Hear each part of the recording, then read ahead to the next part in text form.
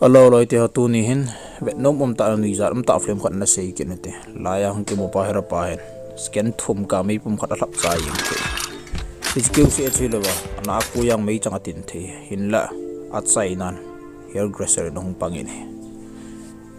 la ya hung ke mo zon ki te pa alim vele ozen na nu uze de hin la ma identity top ezen khan hin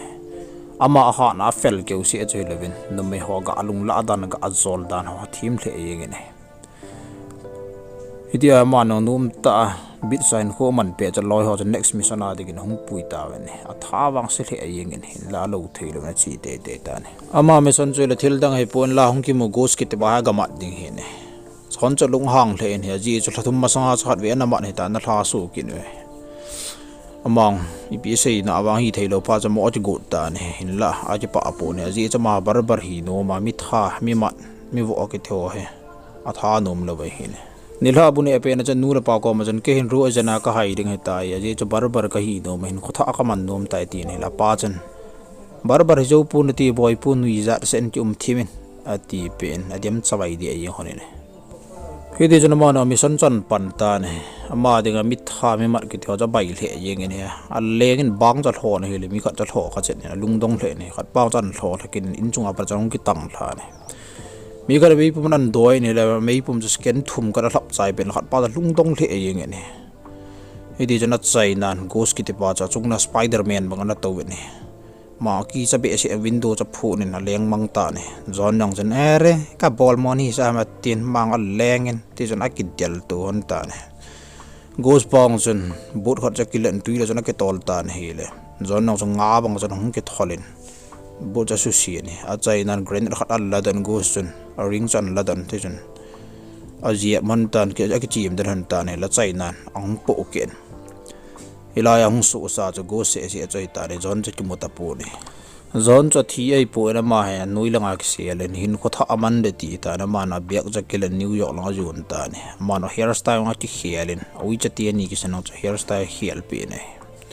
barber store lin ta khan hena chi na ma no interview ga to ta ne hile ama chi von na le om chan ho cha ve ma nui e zen a fit pur an pe ro tho ta ve ne amang lung thadai di 11 a ban to ho la jan hung leng ki ta ne lampi a buina to hong cha ga ki tho pi ji ne hitia mi ki tho pi ji jana ki tho pi pa chan ni la bu ne ding na ko ben ma jang bu ga ni ki ne ni la party na ma jang a ki hot nin la asa en a ki thing yeng ta ne hile ala wa mi khat jan an he ne chi pa wang ha zon he ati ne amang chi khen khen jang go ho pi ne le ke zon khoi poi ati na ki le men hin la ki sial zo lo phar jan ke to bar bar bo ka hi nom tai thil dang ka hi nom ta poi ati ne la khat pa ja lung dong ne hambang business car khat an pen ke electric la na ka to hin manager ke nong to the ati ne la bar bar bo hi nom phar jan khat pa jan ka dukan mai phon bar bar store khat o me che khon hungin la hon accept te di we ati ne la mang thanom tan ki khot levin hung ta ne apat na dukan ni no na dei pu ne hin la zon jon chan gya ka bol the ti ho ka bo ka fela te ga avet sa ne dukan ni no chan hi yong la te na pat na cha thung the na pan sa ta ne hi ti apan sa jon mang fel the yang lo hing the yeng ne a chai chai ne man nong sam sop na le sam chen de phat hoi ta chan mu ta ne ama na ti nu pi ho te so cho sam so bra li ta tho yeng ta ne la mi store ni no cha lung dong the yeng ne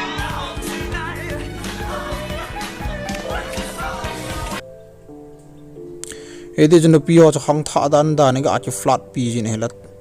na pi hong cha thau nom thei the yeng te so ong cha chi store ra ding cha te si cha dim yeng ta ne te so ong cha te si lam da cha hai mil lu yeng ji we ne nunga atam ta ong da zon cha na thlem thla ta ne zon ne kel cha na kai mang pi pa driver pa chan zon cha mu ne hi le along hang the yeng ji chem phula de ngai to ta ne loi ho the chemical bom kha ne zon than ding na sim go ta we ka ning ga cho we ne hi le apau ki ba alo ji chan za chum be khat an pikin ne zon thi ne dinga thang chi kam zon chun ave ne hi le aina apana chong ki tang lakin ne zon cha lung dong le ne ni khat mi house ta khan hin a barbar store cha su manga lai muna cha building to pi ta khat tun ding ti ta ne hi le zon nang chun to chu ma chi hol ki ta ne zan khan ne gunda phe khan hin store ho achar aina ho tan spray ka wen ji pol le du ta wen zon cha thim the pon ga phoi ni la khan ho lo jan na chi na man nang koi na ning pho ham ati ne hi le zon cha ki pe na pan su yeng ta ne hi le khan ho long so an vol ta ne zon chan le thil bol ho chu a senior officer ho cha lungim sa le engena mon I lo ding hitam tin a ki ho uvine amo lungim the yang wen ni khani mi khanin ghost ko ma chan zon cha hing lai tin ga her se ne hi le go cha lung hang the eng en he ma jang a no khat cha khon chan ga akoi na ga adonin training ala pan ta ne ti jin te si khat cha chi hil sen nel di gam la jang cha training ga lan ki su dan ho cha chi hil ta ne a China na mang New York nga zon that ding so hung kit ta ne la nung la pa na zon so hung kit chom la pai nga len hi la ki chabe ase yeng in mi khat nung so nga ki sia le ne iti jin ma nyang ki mai to dang god la hen ta chan zon fon cho hungin aloi pa chan lampia boi nom ki tai hung loin ten an ko wen hi la zon chan khungai tai lo khe a tin window so na ki chom da ma Spider-Man mang chan mun tin gam tin so na kal le le yang ta ne a chin ning chago thun ni hi le nung nga mel khoi ta dong manu upa chu koi madang hi pun ghost na hi kitta ne nunga no jun ghost ko ma chu zon hi ka doma pa he ti ne hi le ghost a ki pa ken zon cho naw nu ji pa dang sana sang pai yeng ne hi ti a chi ho lai pet to chun mi phalo them khan ning lang chun boinan sim in store ho cha hal ha den ko ta ve ne le zon la go jong cha ki thu hanin he ji mi phalo ho cha ga bu khon ta ne hi ti a pan khomon cha ma ne cha ki thu thei le yeng ne mi khan bom a choi na hung do ta ne la ma ni bol de heron lo pha na chun ki thun olen han chu mang chan la sa hon ta ne la ngei mo be se yengen glass ho cha ken bom dong so asilo ta ne ti jun khat pa din na jong so ang ki chom den building khat na chun a leng lut ta ne hi le nu pani chi ka na ga to che yeng ne ide chuna China street na store neu cha cha chong ki su sen building thu pi ta ta hung ki tung ta ne go jong cho su store owner khat nong pangi ne alang khana zon nong chu a hlang sung wa gam sunga dinga barber store to pi pen popular pen nei khanong hi ta ne di jona customer cha nu la pa gi jona hung leng lu ta ne hi chan chan movie sung ki chai ta ne a chai na chan hin ve ho na chung win pa thu kan sei ne hi subscribe na bol lu la subscribe be ni hin bol pin dam sel serete